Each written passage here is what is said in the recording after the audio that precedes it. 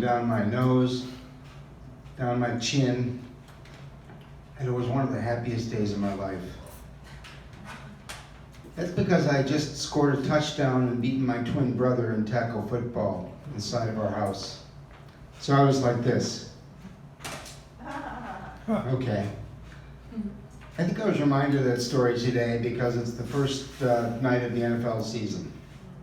There's a lot I don't like about football. The fake masculinity, the commercials, the violence, the fake patriotism, a lot of it. But I'm still a fan, and I think it's because of what happened when I was a kid with my brothers.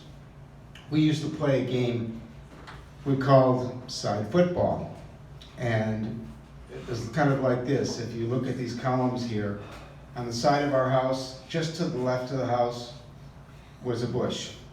And then the neighbor's house, the Emer's house, just to the right of their house was a bush. And somebody would throw the ball from over there to here, and you'd catch it and try to score, try to get to the backyard. The only issue is the bushes were like 3 or 4 feet apart, so there was going to be a lot of contact, and we clobbered each other on each play. It was great.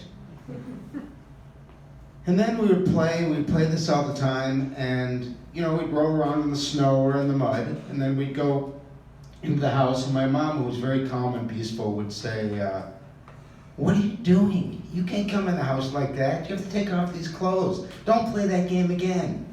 So we didn't play it again till the next day. My twin brother and I, we were obsessed with football and with the NFL. We'd listen to NFL films and the music, the pretentious dialogue that they would have about America, toughness, resilience, self-denial. We'd watch the games.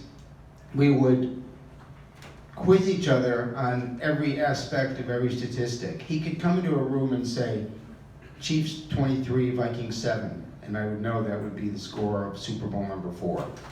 And I would turn to him and say, Colts 16, Cowboys 13. And we had kind of a shorthand in that way.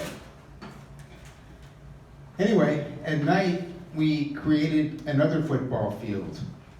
And just like when we played outside, it was kind of a dream, but it was also kind of like Lord of the Flies.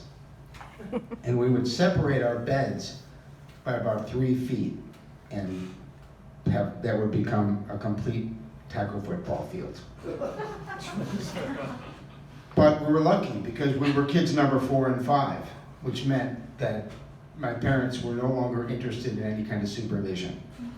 Just don't kill each other. That was the guidance. Once, however, my father did come upstairs, and he said, "Stop it, you animals! Stop it! You're making too much noise!"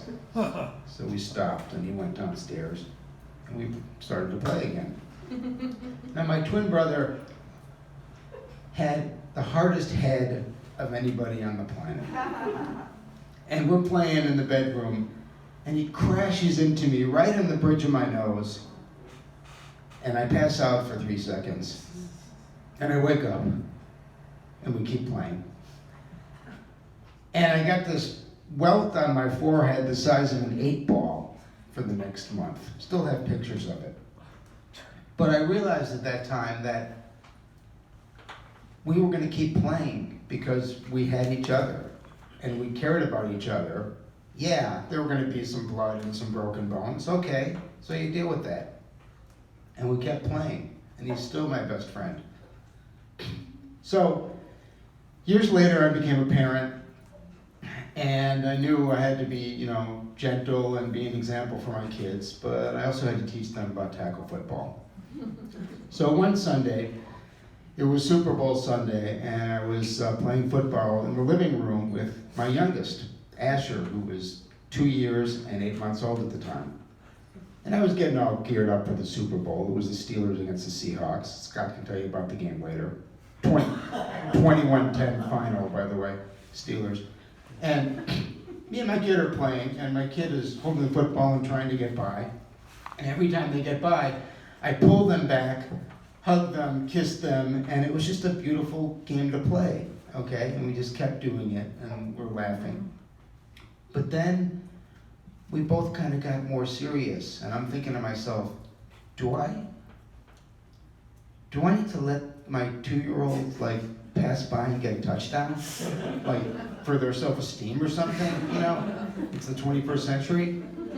And I'm thinking, no, I'm playing defense. I'm not letting this cute 2-year-old score, no way. And my kid was even more determined. Asher was a very contained, calm, bright kid. But once you kind of learned about them, you kind of saw that they were really, really focused and really determined. So we're playing, and Asher gets by me, and I'm about to grab them, and all of a sudden, they bite my right arm and push me. And I was like disoriented. And Asher gets by me and goes to the end of the room and scores a touchdown and is celebrating.